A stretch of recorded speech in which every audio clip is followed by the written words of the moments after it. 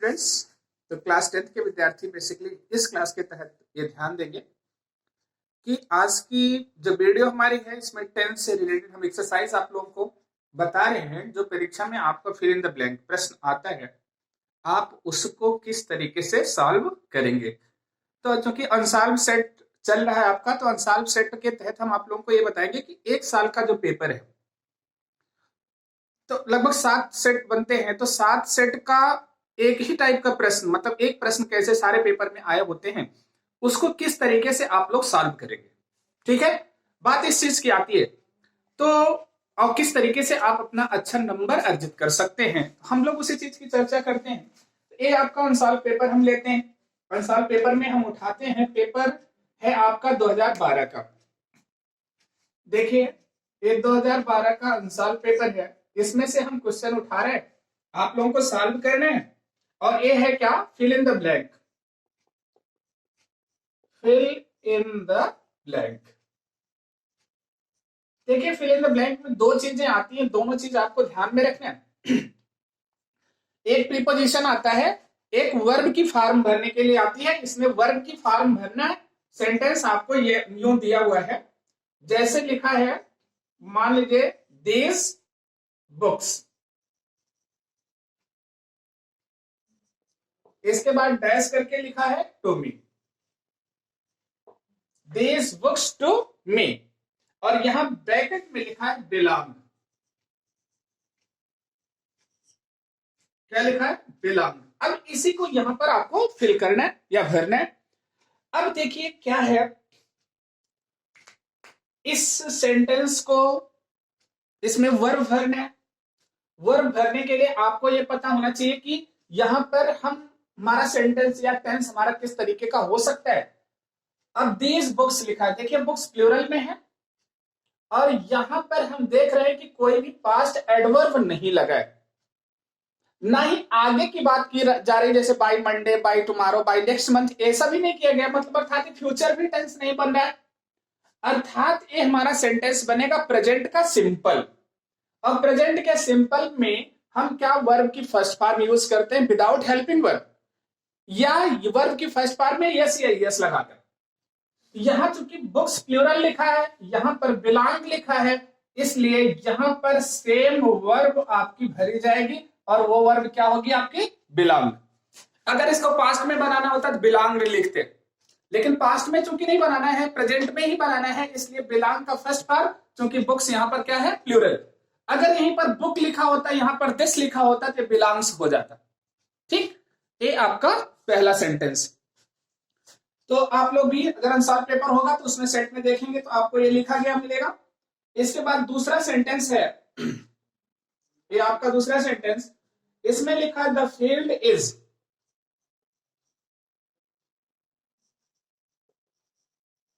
The field is being, the field is being, इसके बाद dash कर दिया गया है by farmer, by farmer, full stop लगा दिया गया, और यहां पर लिखा गया प्लाउ, PLOUGH। देखिए, जो ब्रैकेट में लिखा गया है, जो वर्ब आपका दिया है वो प्लाउ है। अब आपको इसको भरना है।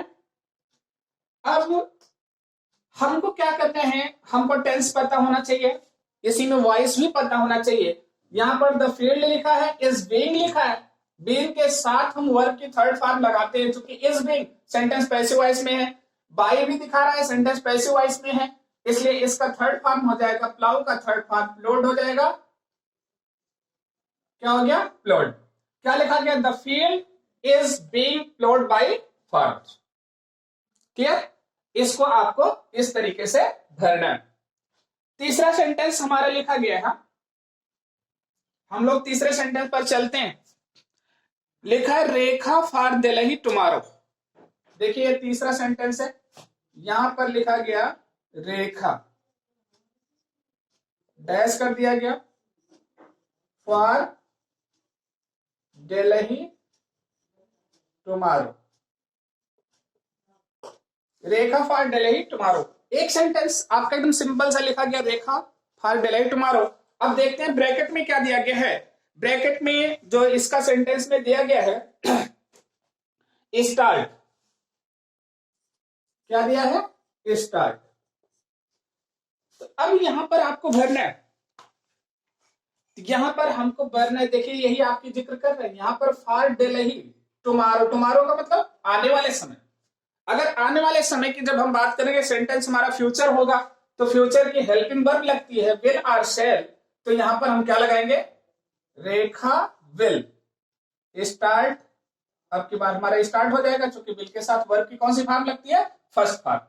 ठीक, ये आपका दूसरा सेंटेंस हो गया, मतलब तीसरा हो गया। हम चौथे सेंटेंस पर जाते हैं, चूंकि 7 हमको सॉल्व कर रहे हैं। ठीक, इसमें है my father will go home when the rain. My father will go home.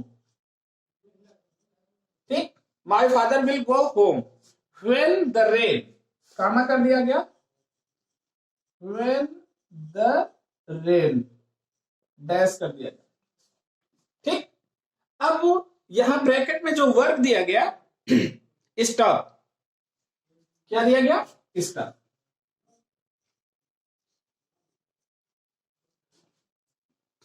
अब देखिए एक चीज हमारा इसमें ध्यान रखिएगा, कभी 2 क्लास आता है सेंटेंस में, ऐसा आपका कभी फिल इन द ब्लैंक में भी पूछ सकता है। यहां पर लिखा माई फादर विल गो होम, घर जाएंगे, व्हेन द रेन। अब रेन के साथ यहां स्टॉप लगा है।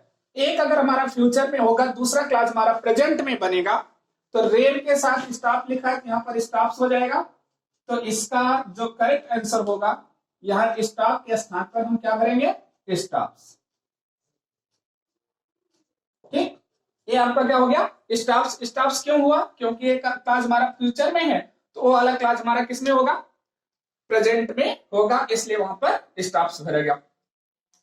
पांचवा सेंटेंस हम लोग लेते हैं।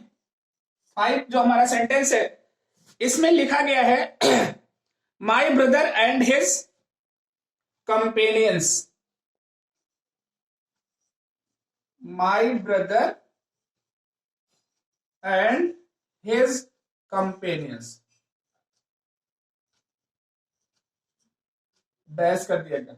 My brother and his companions dash कर दिया गया। टीवी, और ब्रैकेट में लिख दिया वॉच। वॉच मतलब देखना होता है। ठीक, तो my brother and his companions watch लिखा गया। तो वॉच का आपको यहां पर फॉर्म सही भरना है। तो वॉच, देखिए अब यहां पर वॉच मतलब हम केवल वॉच भी लिख सकते हैं, मतलब देखते हैं। लेकिन एक सेंटेंस ऐसा लग रहा है कि मतलब कोई टीवी के सामने बैठता है तो देखता नहीं, बल्कि देख रहे हैं, मतलब प्रेजेंट कंटिन्यूअस टेंस ऐसा लगता है। लेकिन अगर हम वॉच भी भर देंगे तो गलत नहीं होगा, इसको भी समझ लीजिएगा। इसलिए यहां पर हम अगर आर वॉचिंग,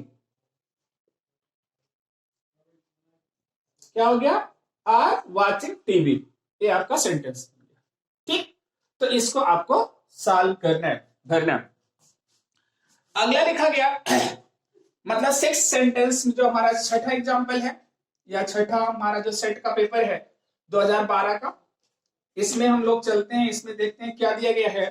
यहां पर लिखा गया है the teacher had, the teacher had. ठीक, द टीचर हैड, इसके बाद डैश कर दिया गया, माई मिस्टेक्स स्टडी।